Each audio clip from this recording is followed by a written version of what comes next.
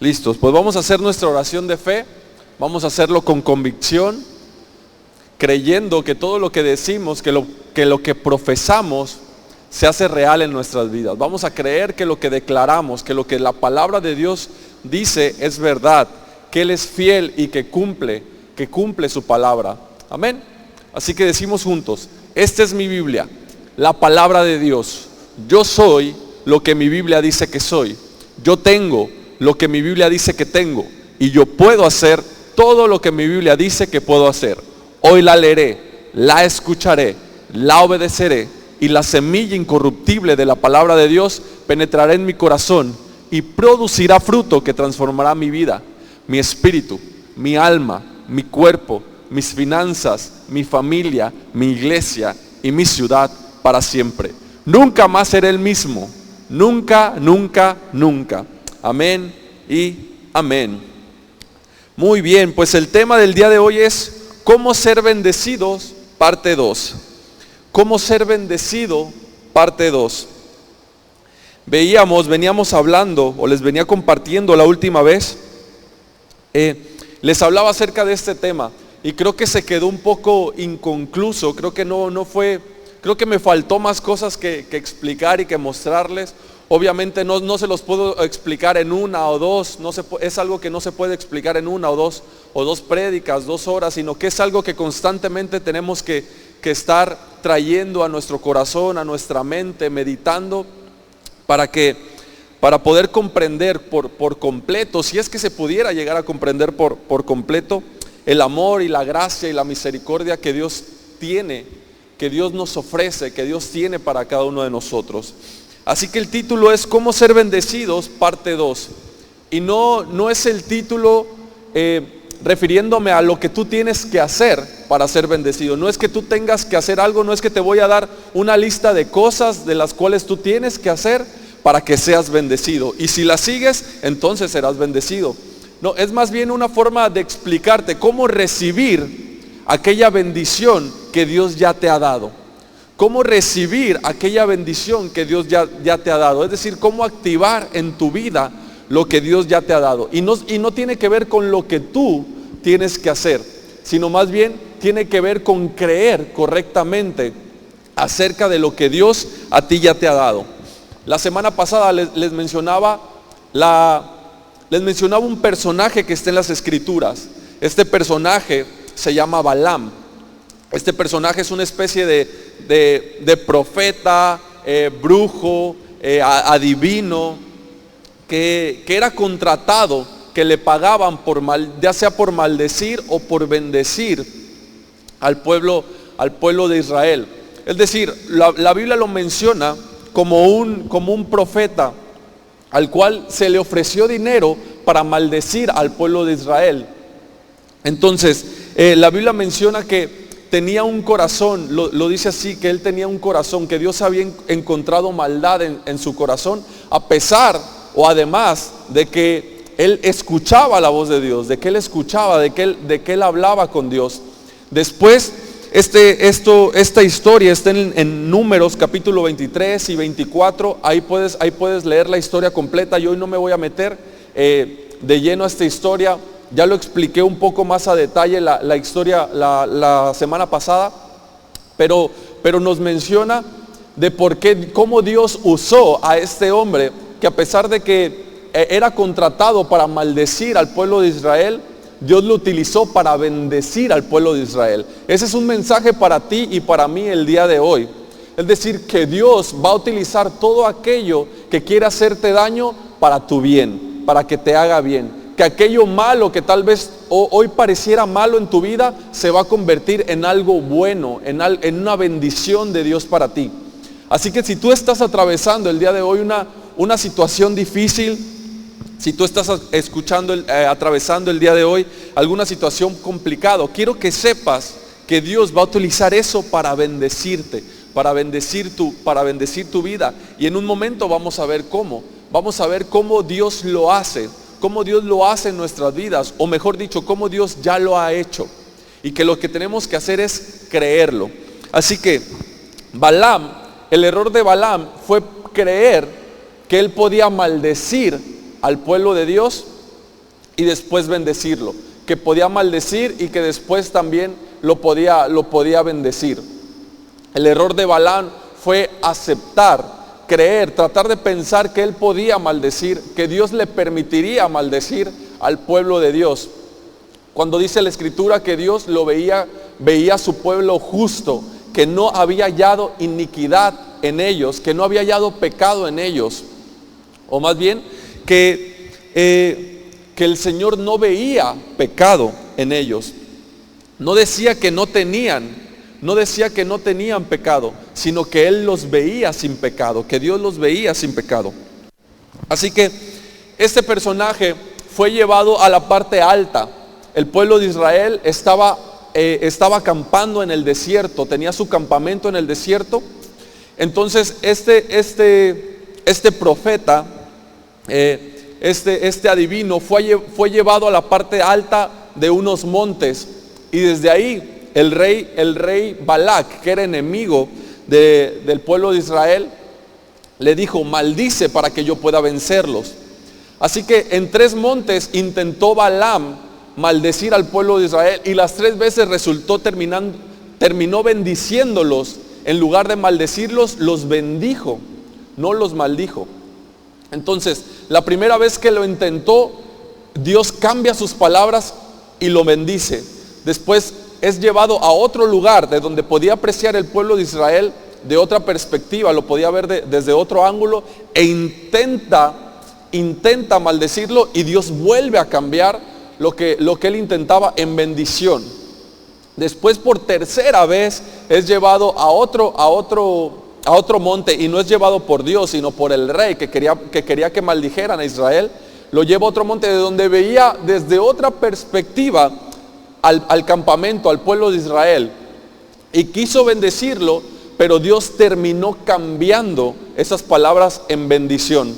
Lo que te quiero decir es que desde cualquier perspectiva, desde cualquier manera, desde cualquier punto donde tú veas tu vida, Dios quiere bendecirte, sin importar en qué situación te encuentres, sin importar tu pasado, sin importar tu presente, sin importar qué tan mal estés haciendo las cosas, sin importar qué tan mal te vaya. Dios quiere bendecirte, Él no quiere maldecirte. Uno de los mayores errores que cometen los creyentes, tanto como no creyentes, porque yo recuerdo que cuando, a pesar de que yo desde pequeño fui a la iglesia, a pesar de que desde chico yo iba a la iglesia, yo no me consideraba creyente hasta ya cuando fui más mayor. Entonces, cuando no eres creyente, como cuando eres creyente, cometemos el error de creer que Dios te bendice y después te maldice si te portas mal o si haces algo mal. Entonces, si tú corriges algunos comportamientos en tu vida, entonces sientes que Dios tiene que bendecirte porque estás haciendo las cosas bien, porque estás teniendo un buen comportamiento. Pero cuando algo sale mal y de repente te equivocas, entonces crees que lo malo que te sucede o que te va a suceder algo malo por esos actos que estás haciendo. Ese es un error. Fue el error de Balac, creer que él podía bendecir al pueblo y que después lo podía maldecir. Creer que Dios dejaría que maldijera a su pueblo y que después lo bendeciría. Eso es un error. Dios quiere bendecirte, siempre te va a bendecir. Números 24, versículos 1 y 2. Estos versículos que te voy a leer es la tercera vez que Balaam intenta maldecir, la tercera y última vez que Balaam intenta maldecir al pueblo de Israel. Dice: cuando vio Balaam que le parecía bien a Yahvé que él bendijese a Israel, no fue como la primera y segunda vez en busca de agüero, sino que puso su rostro hacia el desierto, y alzando sus ojos vio a Israel alojado por sus tribus, y el Espíritu de Dios vino sobre él. Entonces, dice que él buscaba constantemente, las 2 primeras veces que él intentó maldecir, buscaba con agüeros como para comunicarse, tener una respuesta, ¿no? Algo es una especie de brujería, algo así. Es la manera como te lo puedo explicar. ¿Sí? Entonces, pero él se dio cuenta, Balaam se da la tercera vez, dice, no, Dios me está usando para bendecir al pueblo de Israel. Como dice ahí, a Dios le parece bien bendecirlo. A Él le ha parecido bien bendecirte. Entonces dice que cuando se da cuenta, voltea a ver al campamento. Como que él no estaba interesado en ver el campamento de Israel, sino que él solamente estaba interesado en hacer todo su agüero para lanzar su maldición. Así que dice que cuando se da cuenta, voltea a ver al pueblo de Israel. La semana pasada te expliqué un poco como qué era lo que él había visto. El pueblo de Israel habitaba en tribus, eran 12 tribus, y en medio del campamento siempre estaba el tabernáculo de Moisés, el tabernáculo que Dios le había mandado a Moisés que hiciera, que representaba la presencia de Dios. Era donde se hacían los sacrificios, donde estaba el lugar santo, el lugar santísimo, donde entraba Aarón, donde se ofrecían los sacrificios. Estaba ahí el altar donde eran presentados los sacrificios, donde se quemaban los sacrificios.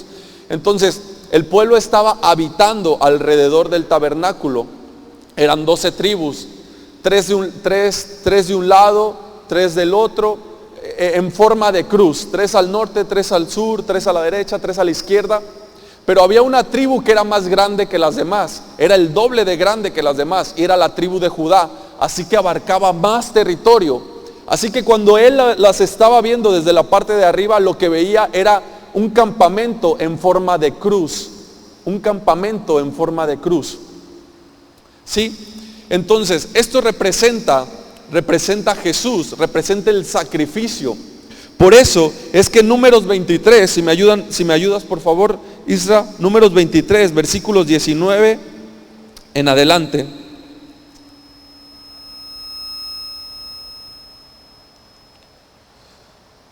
Números 23, 19 en adelante. Dice,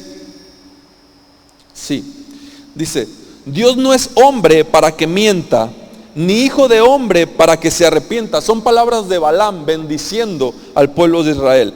Ni hijo de hombre para que se arrepienta. Él dijo y no hará, habló y no lo ejecutará. He aquí, he recibido orden de bendecir. Él dio bendición y no podré revocarla. No ha notado iniquidad en Jacob, ni ha visto perversidad en Israel. Ahora cámbiale ahí tu nombre. Ponle en tu nombre, en vez de Jacob e Israel, ponle tu nombre. ¿Sí? He aquí he recibido orden de bendecir. Él dio bendición y no podrá revocarla. En el 21. No ha notado iniquidad en Rema, ni ha visto perversidad en Rema. Yahvé su Dios está con él, y júbilo del rey en él. ¿Sí? Wow, esto para mí fue algo que me motivó mucho, que me puso la piel de gallina. O sea, Dios no nota, no ve tu pecado, no ve nuestra iniquidad.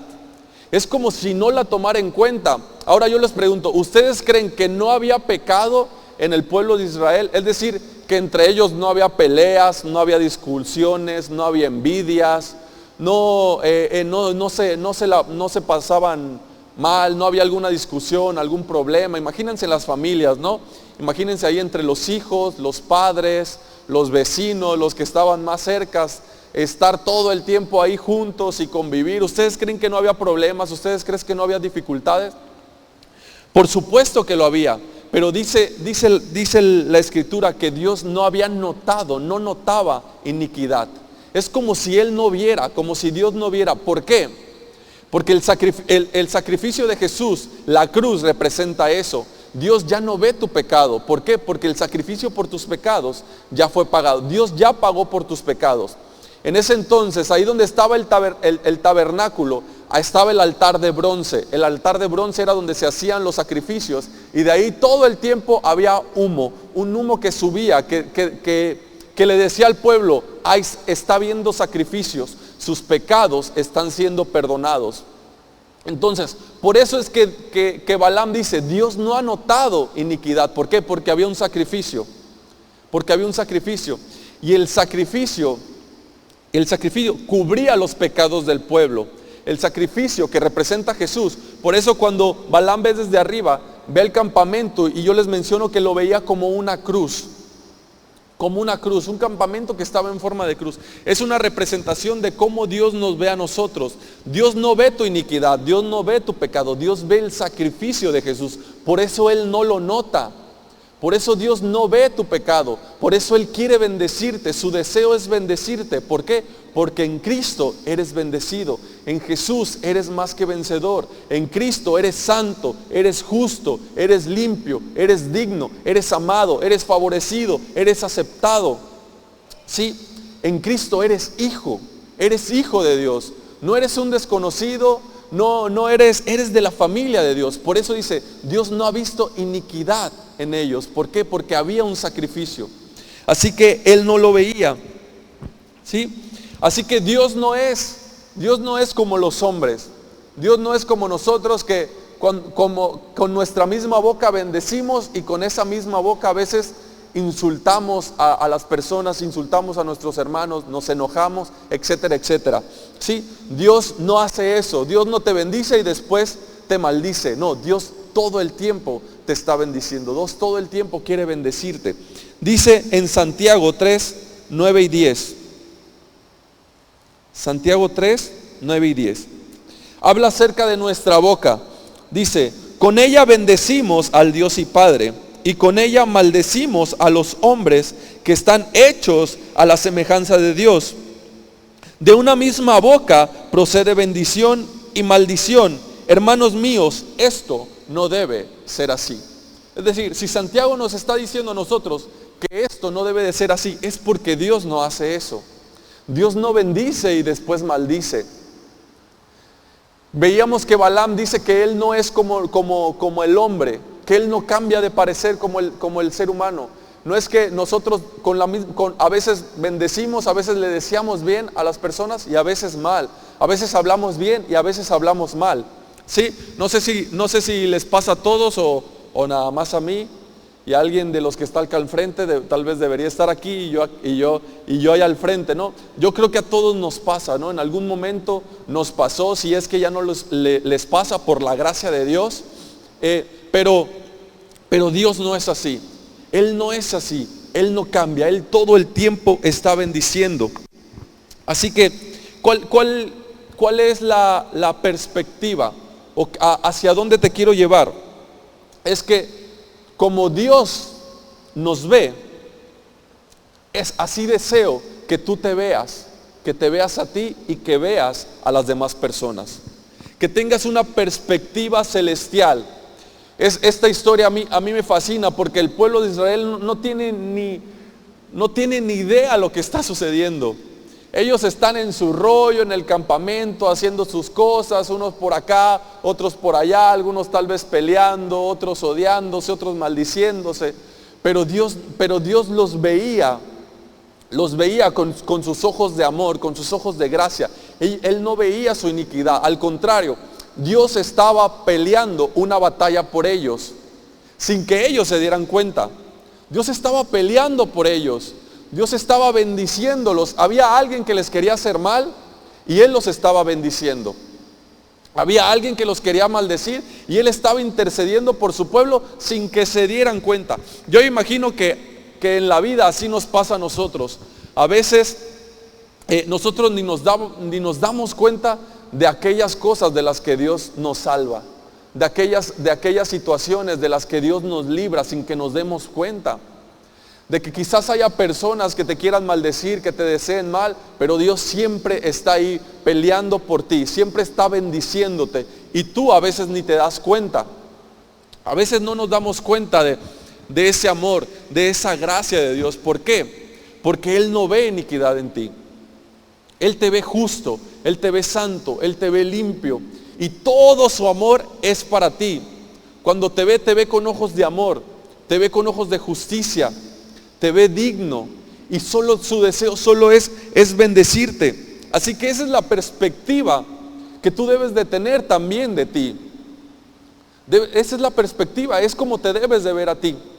Debes verte como Dios te ve, amado, justo, perfecto, eres alguien hermoso, tus dones, tus talentos son perfectos, son exclusivos tuyos. Dios los puso exclusivamente para ti. Esos dones, esos talentos llevan tu nombre. Solo tú eres capaz de desarrollarte en aquel propósito al cual Dios te ha llamado.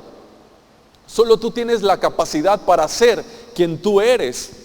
Solo tú tienes la capacidad de serlo. ¿Sí? Yo recuerdo que cuando era pequeño, a mí siempre me ha gustado el fútbol, siempre desde chico me ha gustado el fútbol. Y yo recuerdo que pues yo tenía mis ídolos, le voy a decir así, pero es una palabra que se usa normalmente cuando hay un jugador, algún futbolista que te gusta mucho, ¿no? Entonces yo tenía mis ídolos del fútbol. Y no sé, por ejemplo, me viene a la mente un Ronaldinho, Rafa Márquez, etcétera, etcétera. Entonces yo me acuerdo que quería hacer sus jugadas, ¿no? Recuerdo mucho Ronaldinho. Ronaldinho era mucho de inventarse jugadas, solo él no sabía ni cómo los hacía. Pasaba el balón y volteaba para otro lado, tiraba túneles, les pasaba el balón por debajo de los pies a los contrarios, hacía sombreritos, no, hacía de todo. Entonces yo recuerdo que yo quería replicar eso, que yo también lo quería hacer. Yo quería hacer esas jugadas. Entonces yo lo veía e inmediatamente lo quería hacer. ¿Y qué pasaba? Que no me salían. No me salían.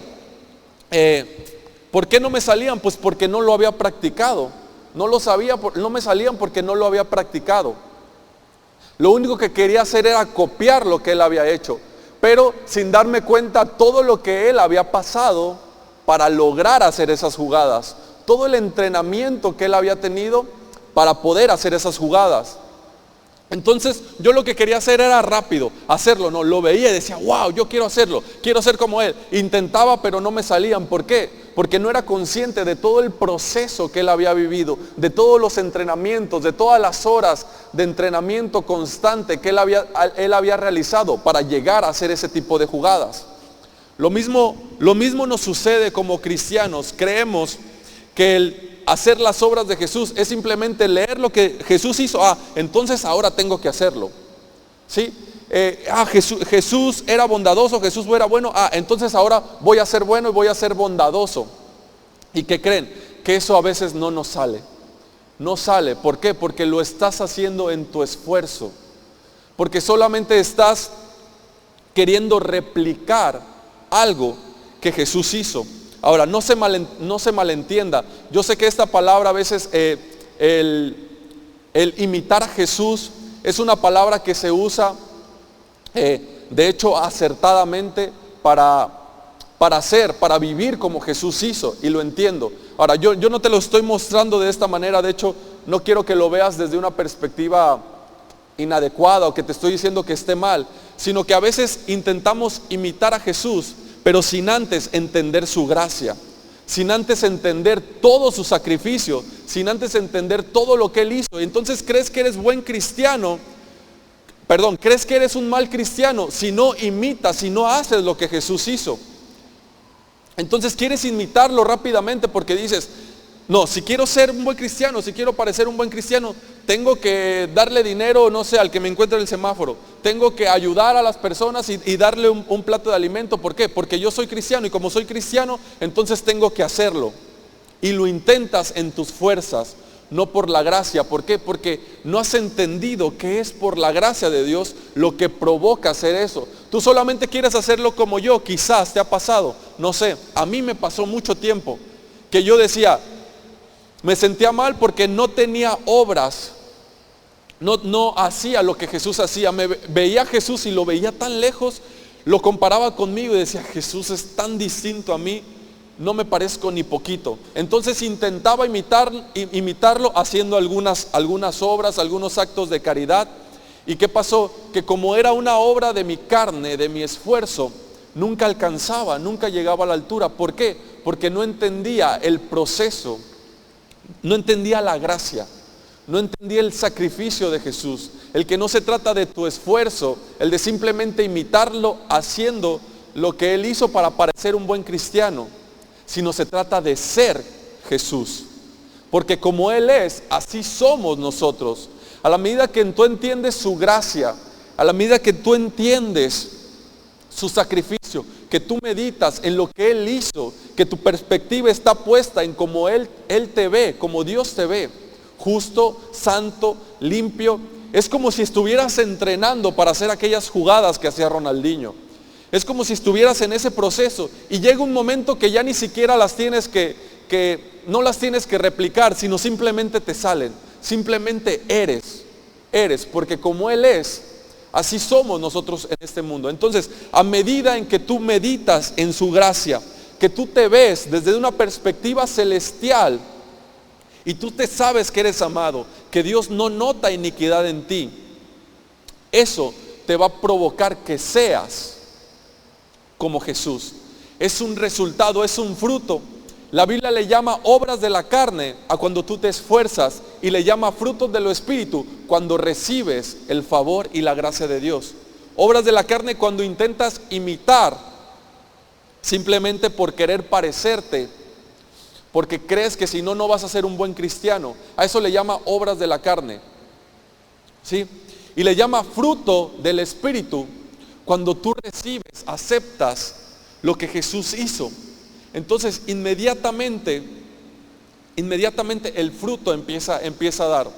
Pastor nos ponía mucho este ejemplo que decía: yo nunca he visto a un fruto o a un árbol que se esfuerce y que diga: vamos, sal, oh, no puedo, porque vamos, ¿por qué no puedo dar fruto? No, el fruto era natural, era algo que con el proceso que llevaba el árbol, brotaba. Así es en la palabra de Dios. Sí, así es. Se da solo. Tú te duermes tranquilo, te despiertas y no sabes cómo esa semilla germina. No sabes, no te das cuenta en qué momento de repente eres como Jesús. Porque como Él es, así tú eres en este mundo. Entonces no se trata de querer replicar para parecer un buen cristiano. Se trata de creer en su gracia, que te veas a ti desde esa perspectiva como Jesús te ve.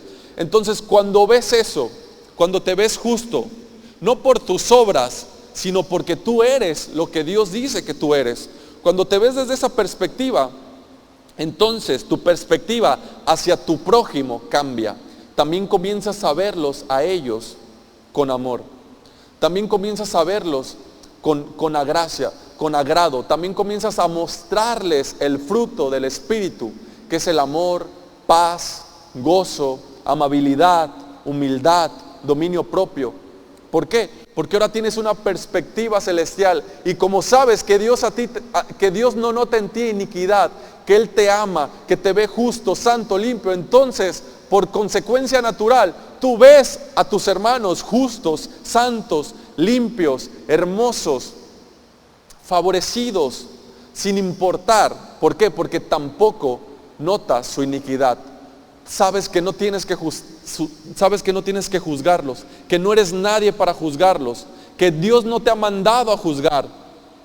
Yo me doy cuenta que hay muchas personas que creen que Dios les ha mandado a juzgar, que Dios les ha mandado a regañar a sus hermanos si están haciendo algo malo, y no es cierto. Dios nos ha mandado a amar, a ver a tu hermano justo, santo, limpio, a verlo como Dios los ve. Y esos versículos me encantan. Me gustan mucho cómo Dios le ordena a Balaam que diga: yo no he visto iniquidad, no he notado pecado en sus hijos, en el pueblo de Israel. Amén. Así que vete como Dios te ve, vete desde esa perspectiva. Nuestra seguridad no es que no haya pecado. Esa no es nuestra seguridad. Tu seguridad para que Dios te bendiga no es que no haya pecado en ti, sino es que Dios no la ve, que Dios te ama, que Dios te ve justo. ¿Sí? Tu seguridad no es que no haya pecado. El que Dios te bendiga no te lo va a dar el resultado de que no cometas pecado, de que no tengas malos pensamientos, de que no hables mal, de que no tengas malas acciones.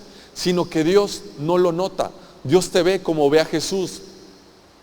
Lo ve a Él en ti y a ti te ve en Él.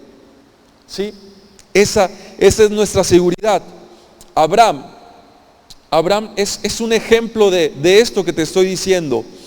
Quizás tú conoces la historia de Abraham, ¿no? Quizás has leído, es algo que se menciona mucho. Si vamos a hablar de la fe, tenemos que hablar de Abraham, ¿no? Porque Abraham es el padre de la fe. Y constantemente Pablo menciona a los Gálatas, a los Efesios, les menciona a los Corintios, menciona, Abraham creyó en Dios, puso su fe en Dios y se le tomó como justicia. Es decir, que su fe le fue tomada como justicia. Por favor, acompáñame a Hebreos 11, del 8 al 12.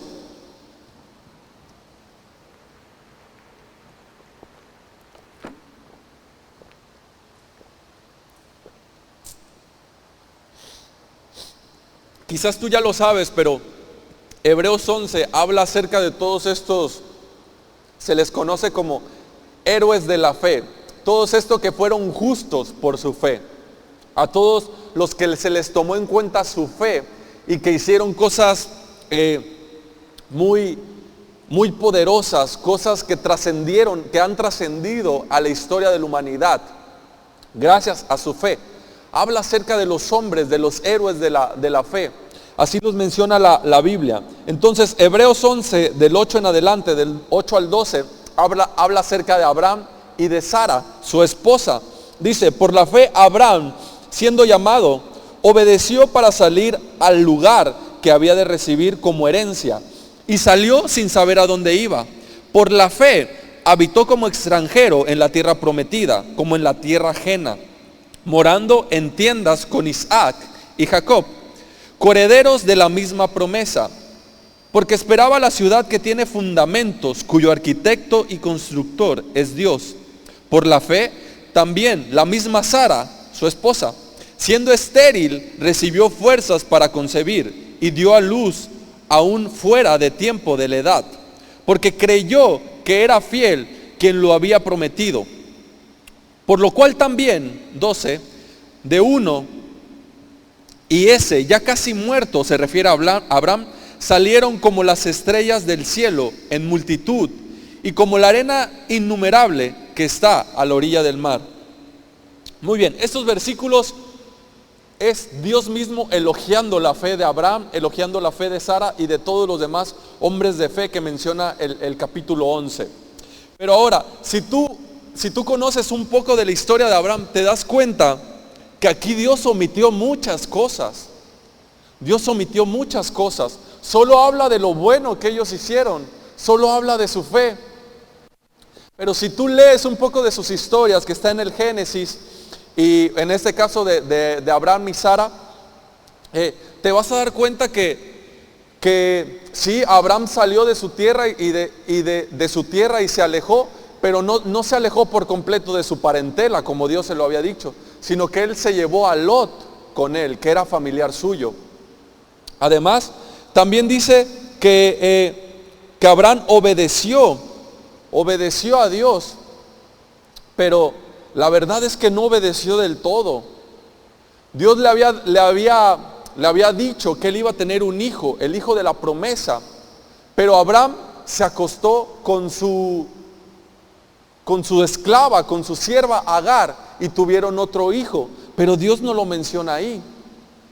Además, dice que por la fe de Sara también, dice también, por la fe también la misma Sara, siendo estéril, recibió fuerzas para concebir y dio a luz, pero no menciona que Sara se rió cuando Dios le dijo que iba a tener un hijo, porque ella creía que ella era demasiado grande y además era estéril. Tampoco menciona que que Sara le aconsejó a Abraham que se acostara con su sierva, con Agar. Tampoco menciona que Abraham negó a Sara como su esposa por temor a ser asesinado. Dios parece que omite muchas cosas. Parece que el Espíritu Santo omitió muchas cosas en estos versículos. Pero no es que las haya omitido. Es que Dios no ve. Dios no ve. Es como si Dios no viera su pecado. Es como si Dios no les tomara en cuenta su temor, su incredulidad, su desobediencia. ¿Por qué? Porque la fe le es contado por justicia. La fe te es contada por justicia. A muchos no les parece esto. Quizás a muchos no les agrada escuchar esto. Hay muchas personas que les molesta que se diga eso, pero es lo que dice la palabra de Dios. Dice que eres justo por la fe en Cristo Jesús, no por tus obras, no por tus actos. Así que mírate, te lo vuelvo a repetir, mírate a ti mismo como Dios te ve. Uno de los mayores errores del cristiano es mirarse constantemente sus errores. Constantemente, a veces somos muy crueles con nosotros mismos y nos pasamos viendo nuestros errores, mirando en qué estamos mal, mirando en qué no soy bueno, mirando en los defectos de los demás, en qué se equivocó aquel, en qué se equivocó allá. Esa persona no debió de haberme dicho eso porque me hizo sentir mal, y no sabe que hacerme sentir mal, eso no está bien. Demasiado enfocados en nosotros mismos. Esa no es una perspectiva celestial. Esa no es verte como Dios te ve. Debemos de cambiar esa perspectiva. Debemos entrenarnos en la gracia de Dios, constantemente meditar y vernos como Dios nos ve. ¿Sí? Así que tenemos que recibir ese regalo de Dios. Tenemos que recibir esa bendición que Dios nos ha dado. Somos justos por la fe. Somos justos por la fe. Y esa gracia en tu vida es la que va a provocar el fruto. Esa gracia en tu vida va a traer el fruto. La bondad de Dios te guía al arrepentimiento. La bondad de Dios no te guía al libertinaje. Eso no dice la Biblia. No dice la Biblia que la bondad de Dios te guía a hacer lo que tú quieras, a vivir una vida de desenfreno, al libertinaje. No, la Biblia dice que la bondad de Dios, esa gracia, esa bendición que está disponible para ti, te guía al arrepentimiento. Sí, hay una mujer que se encontró con esta gracia. Hay una mujer, la Biblia habla acerca de una mujer que se encontró con esta gracia. Esa es la mujer conocida como la mujer samaritana. ¿Sí? Y Jesús tiene un encuentro con ella. Dice la Escritura que Jesús venía y que les dijo a sus discípulos que tenían que pasar por Samaria, por un lugar llamado Sicar, si no mal lo recuerdo. Sicar, algo así, si no recuerdo mal. Y que él se sentó junto a un pozo, que él estaba cansado. La Escritura nos muestra que tenían hambre, porque sus discípulos entraron al pueblo a buscar comida, porque al parecer tenían hambre. Así que después viene esta mujer y empieza a tener una conversación con Dios, con Jesús. Jesús le pide agua y la mujer le sorprende un poco porque Jesús le pide agua si judíos y samaritanos no se llevan entre sí. Y después sucede lo siguiente. Juan capítulo 4, verso 10. Juan capítulo 4, verso 10. Recuerden que estamos hablando de cómo ser bendecidos, ¿sí? Respondió Jesús y le dijo: si conocieras el don de Dios y quién es el que te dice, dame de beber, tú le pedirías y él te daría agua viva. Sí, algunas palabras claves aquí. Don de Dios, es decir, que es un regalo. Si tú conocieras el regalo, se refiere a su gracia, al amor de Dios. Si tú conocieras el regalo, lo que Dios quiere darte, tú le pedirías, no tú harías por él, no tú harías algo por él, sino tú le pedirías, dame de beber, tú le pedirías y él te daría agua viva. Es decir, que Dios, que Jesús esté en la mejor disposición de darte. Dice, él te daría. ¿Sí? Es un don, es un regalo. Él te daría agua viva. Se refiere a agua viva, se refiere a esa vida en abundancia, se refiere a su palabra, se refiere a su bendición. ¿Sí? Así que Dios quiere darte. Dios quiere que tú la recibas. Lo que tienes que es conocer que Dios te lo quiere dar. ¿Sí? No te lo tienes que ganar, es un regalo, es un don. Así que Después de que pasa esto, después de que Dios le dice, de que Jesús le dice, es un don. Si tú conocieras el regalo, tú le pedirías y Él te daría este don. ¿Sí? Dice que esta mujer, en los versículos siguientes, bueno, lo vamos a ver más adelante. Dice que Él recibe, Jesús le muestra su gracia, le muestra su misericordia, le muestra el amor, le muestra el perdón. La mujer se estaba complicando las cosas en cuestión a lo religioso, sí que hay que adorar en este monte, hay que adorar acá, tú eres judío, yo soy samaritana, no nos llevamos, etcétera, etcétera, ¿no? Así que cuando recibe la gracia, esta mujer recibe la gracia, llega un momento en el que recibe la gracia. Tú lo puedes leer la historia en Juan capítulo 4 del 1 en adelante. Ahí está la historia. Por el tiempo yo no me puedo meter muy a fondo, sino quiero llevarte a lo que te quiero mostrar, hacia donde va el mensaje. ¿Sí? Le dice, es un don de Dios. Si tú conocieras, Él te daría esta agua viva. Es decir, Dios está en la mejor disposición de darte su bendición. ¿Sí? Es un regalo, es un don. A Jesús le encanta darte. No le gusta que tú le des. Él le encanta darte, le gusta que tú tomes de Él. Al final, después de que regresan los discípulos y ven a ellos platicando, ven a Jesús, a la mujer samaritana platicando y se sorprenden. Los discípulos también se sorprenden y dicen, ¿de qué estarán hablando? ¿Qué estarán platicando? ¿Por qué? Porque lo veían raro también. Era una cuestión por ahí de cultura, que era muy raro que ver a una samaritana y a un judío hablar. Así que la mujer reconoce que Él es el Mesías, que Él es Jesús, que Él es el Mesías, que Él es el Salvador. La mujer estaba pasando por una situación difícil, por una vergüenza.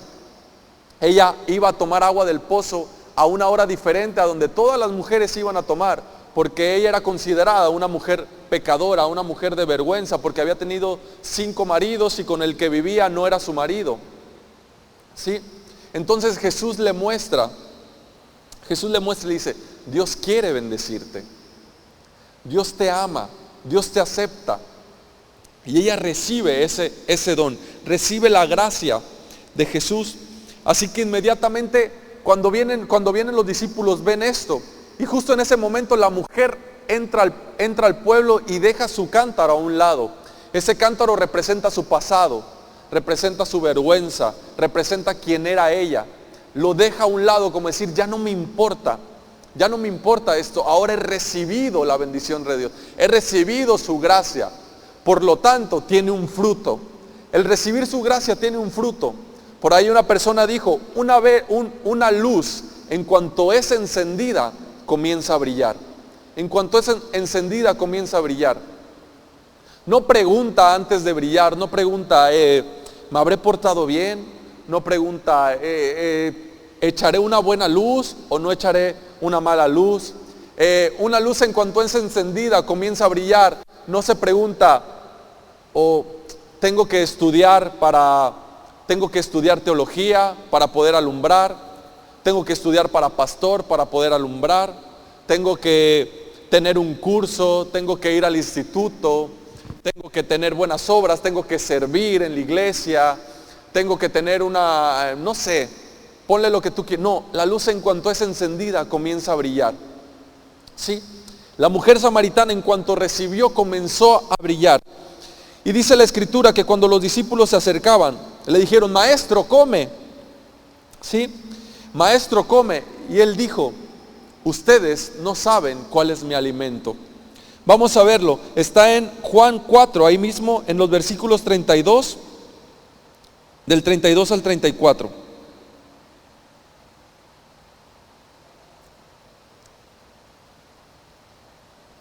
Bueno, del 31 al 34. Dice, entre tanto, los discípulos le rogaban diciendo, Rabí, come.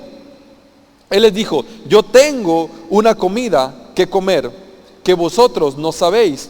Entonces los discípulos decían unos a otros, ¿le habrán traído a alguien de comer?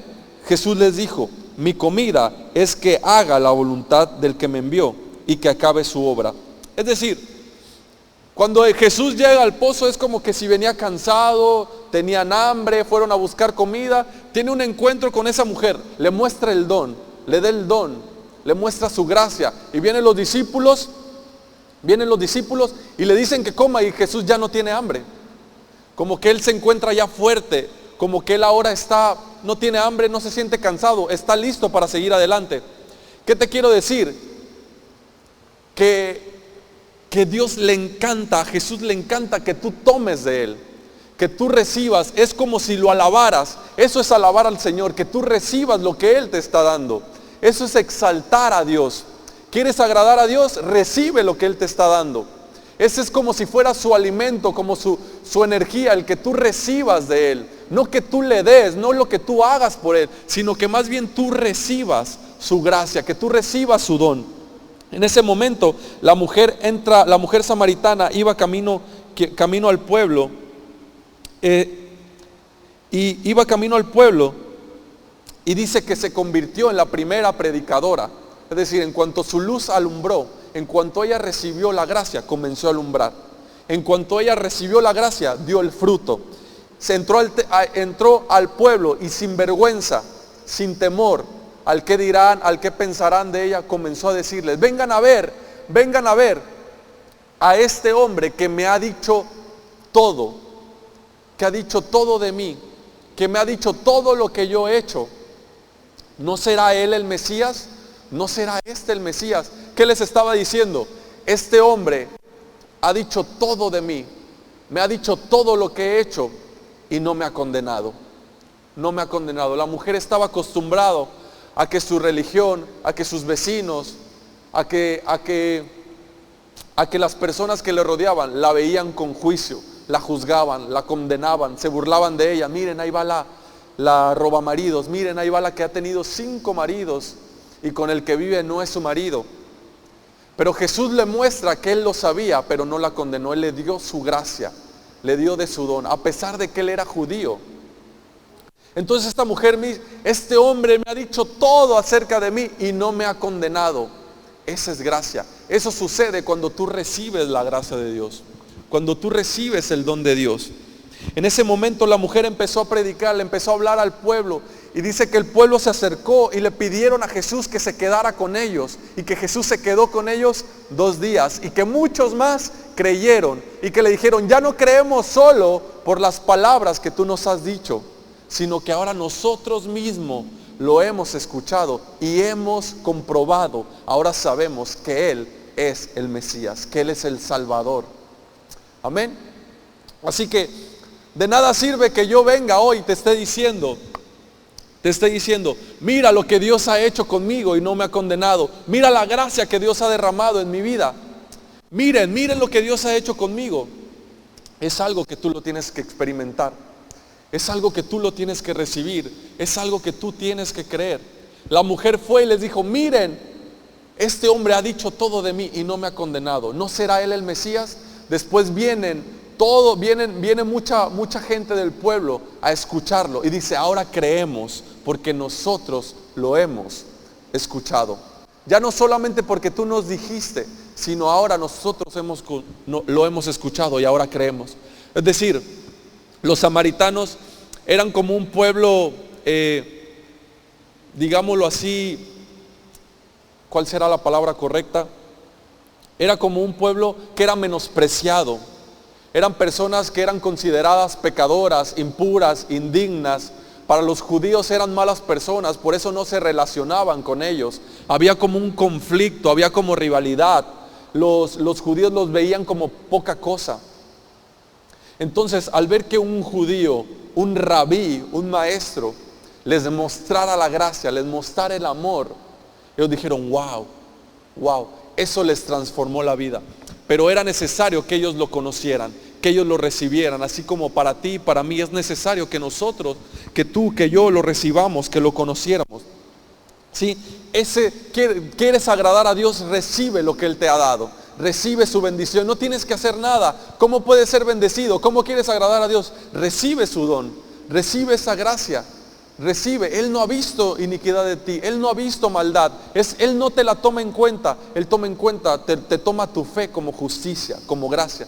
Y ese don, esa bondad te guía al arrepentimiento, te guía al fruto. Amén. Salmo 116, versículo 12. Miren lo que dice David. Salmo 116.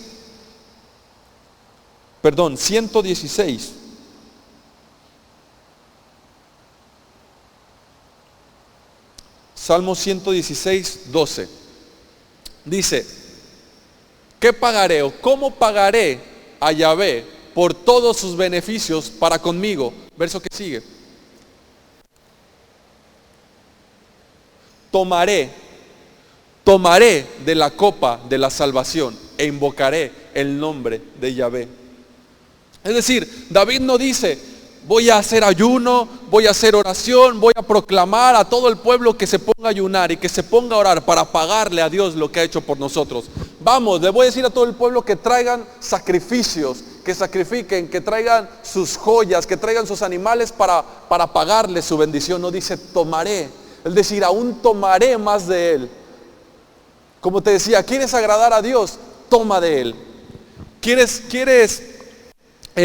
servirle a Dios? Toma de Él. ¿Quieres servirle al Señor? ¿Quieres pagarle al Señor la bondad para contigo? Bueno, toma más de Él. ¿Por qué? Porque eso va a provocar en ti el querer como el hacer. Eso va a provocar en ti, eso va a detonar en ti los frutos. Eso va a detonar a ti que vivas una vida como Jesús vivió en esta tierra. ¿Sí?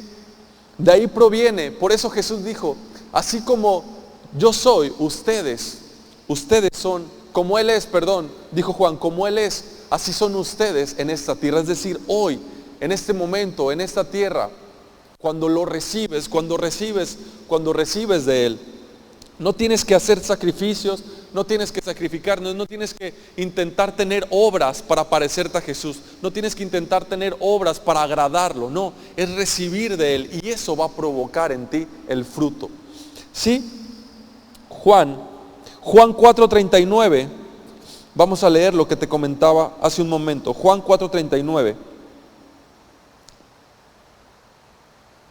dice, y muchos de los samaritanos de aquella ciudad creyeron en Él por la palabra de la mujer que daba testimonio diciendo, me dijo todo lo que he hecho. Bueno, eso era lo que les mencionaba en un momento. En el verso 42, por favor, Isra. Y decían a la mujer, ya no creemos solamente por tu dicho, porque nosotros mismos hemos oído y sabemos que verdaderamente ese es el Salvador del mundo, el Cristo. Sí, como te decía, de nada sirve que yo lo crea, que yo te lo diga, que yo te muestre, si tú no lo crees, si tú no lo recibes. Por eso Jesús decía que no era con milagros como las personas iban a creer. No era a través de los milagros que las personas iban a poner su fe en Él, sino era a través de Jesús, era a través de recibir su gracia, era a través de recibir su don. Eso es lo que provoca el cambio en tu vida. Ese don, esa gracia provoca el arrepentimiento. ¿Sí? El arrepentimiento no se trata de cambiar lo que haces, se trata de recibir el amor de Jesús. El arrepentimiento no se trata de cambiar lo malo que estás haciendo, se trata de recibir el amor de Jesús, porque cuando recibes esa gracia, cuando recibes el amor de Jesús, entonces el cambio viene en tu vida. Si tú quieres hacer el cambio sin recibir el amor de Jesús, vas a estar como yo, intentando hacer jugadas fracasadas, intentando hacer obras fracasadas, intentando imitar, ser alguien que no eres. ¿Sí? Pero cuando recibes ese amor provoca el arrepentimiento. ¿A qué me refiero con el arrepentimiento? El arrepentimiento es un cambio en tu mente, es un cambio en tu manera de pensar, comienza en tu interior. Arrepentimiento es como decirte, bueno, voy hacia acá, voy en esta dirección y ahora me arrepiento y cambio de dirección. En términos generales, eso es arrepentimiento. La palabra arrepentimiento es la palabra metanoia, que es un cambio de mente. Es decir, has estado pensando que debes de ganarte la bendición de Dios. Has estado pensando que debes ganarte el favor de Dios. Has estado pensando, has ido en una misma dirección, creyendo, pensando que el favor de Dios te lo tienes que ganar, que tienes que tener obras, que te tienes que parecer a Jesús, esforzándote.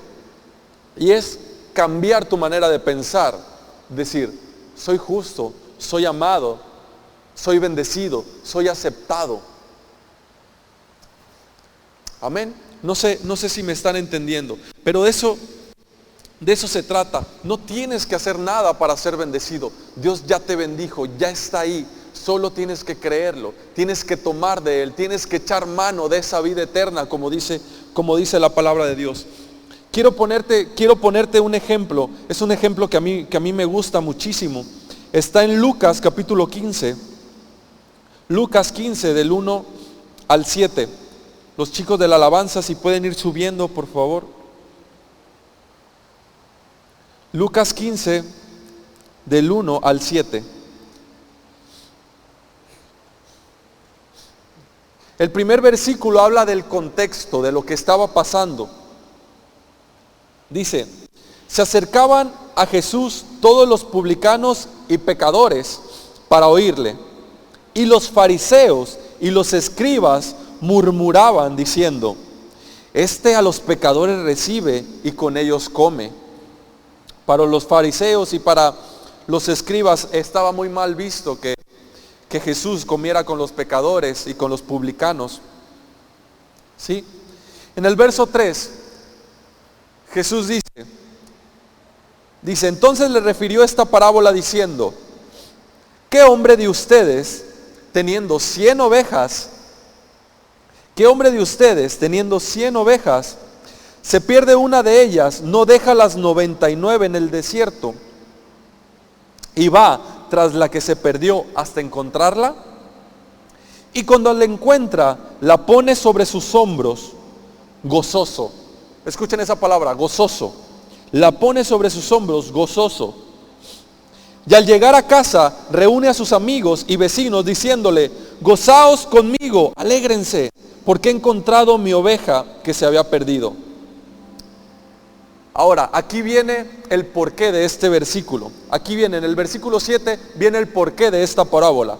Pongan atención, dice, les digo que así habrá más gozo en el cielo por un pecador que se arrepiente, que por 99 justos que no necesitan de arrepentimiento. Ahora, está hablando de una oveja y de un pastor. Y después les dice que así habrá gozo en el cielo por un pecador que se arrepiente. Habla de arrepentimiento y lo relaciona con la oveja. Relaciona al arrepentimiento con la oveja. Pero yo te pregunto, ¿en qué momento la oveja se arrepintió? ¿En qué momento dice ahí, y la oveja se arrepintió? No dice en ningún momento.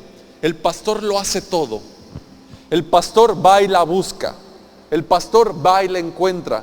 El pastor la carga en sus hombros. El pastor, lleno de gozo, la trae a casa. El pastor se alegra y hace una fiesta y llama a sus amigos para gozarse y para celebrar que ha encontrado la oveja. ¿En qué momento la oveja se arrepiente?